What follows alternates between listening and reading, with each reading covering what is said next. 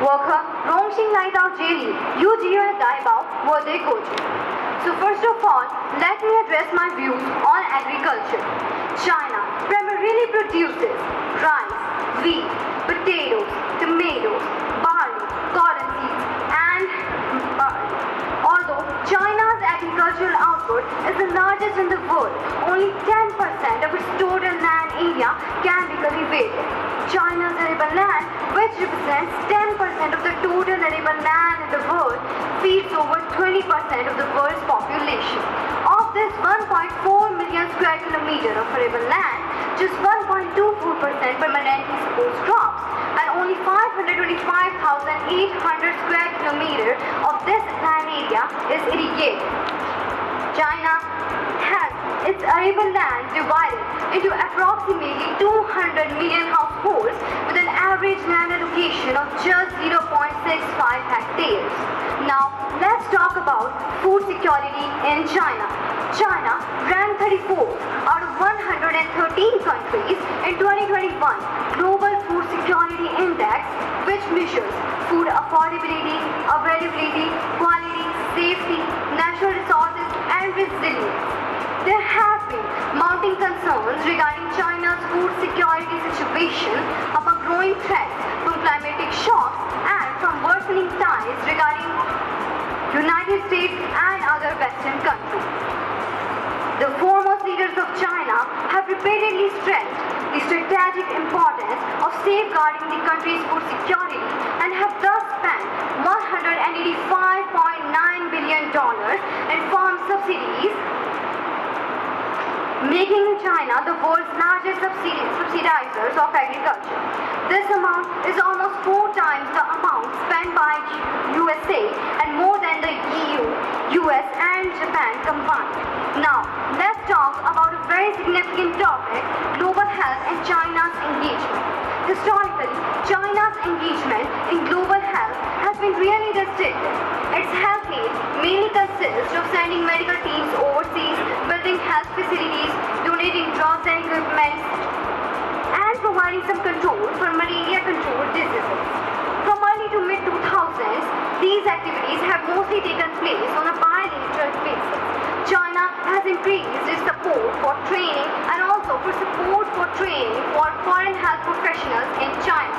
China is one of the biggest manufacturers of medical products, including various kinds of vaccines, drugs, diagnostics, and other medical products which have proven to be essential in the progress of global health. Now, let's discuss a very important topic, which is climate change in China. A sudden change in climate has affected China's society, environment, and economy. China is one of the biggest emitters of carbon dioxide through an energy infrastructure heavily focused on coal through an industrial manufacturing. However, on a per capita basis, China's carbon emissions are considerably less than that of the countries like United States. The global warming has also affected China's agriculture, forestry, and water resources.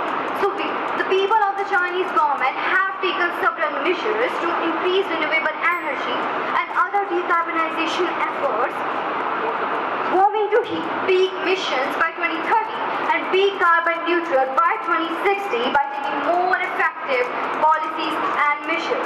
Now, let's talk about some of the most important and significant topic, one of which is One-Shield Agreement.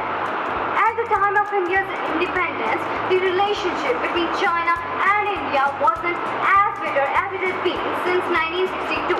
The One-Shield, also known as the 5 Principles of Peaceful Coexistence, was first formally signed on April 28 between India and Tibet region of China. It was signed by PM Jawaharlal Nehru and PM Zhou Enlai. Its 5 principles are mutual respect for each other's territorial integrity and sovereignty, mutual non-aggression, mutual non-interference in each other's internal affairs, equality and cooperation for mutual benefit, and peaceful coexistence. Now, my next topic for this relationship is One Belt, One Road initiative by China. The Belt and Road initiative, my brainchild of the Chinese President Xi Jinping, is an ambitious economic development and commercial project that focuses on improving connectivity and cooperation between multiple countries of Asia, Africa, and Europe. The diverse BRI projects and messages demonstrate that China's solutions to the economic problems have been valid. Thus, we request all of the G20 nations present here to join us in this policy, which proves to be beneficial for a country's trade and economy. Now, the last but not the least, India-China relations. India-China relations have been in an enormous strain in the recent years. Though the Foreign Minister of India said that the Indo-Chinese relations are in a difficult phase, we want to state that the Republic of China wants a reset of ties. Our Foreign Minister Wang Yi is ready to work with India in improving our bilateral ties. Though the possibilities of cooperation are still unknown, both the countries have been attempting to find areas of cooperation. As recently, the two countries have collaborated on climate change and have both signed on to the Paris Agreement.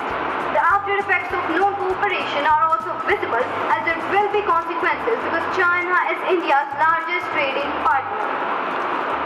But still, both the countries have also collaborated on the field of education.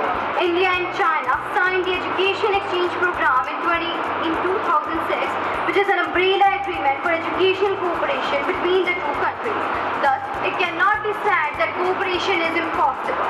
So we, the Chinese government, thus want to state that we stand ready to work with India in the direction of steady and sound growth of India-China relations. In the end, we thank India for its constant efforts, which is one of the largest democracies and one of the most powerful nations today, for its support for China's fight against the NCP, novel coronavirus pneumonia. India's acts of goodwill fully demonstrate its friendship with China. Thank you.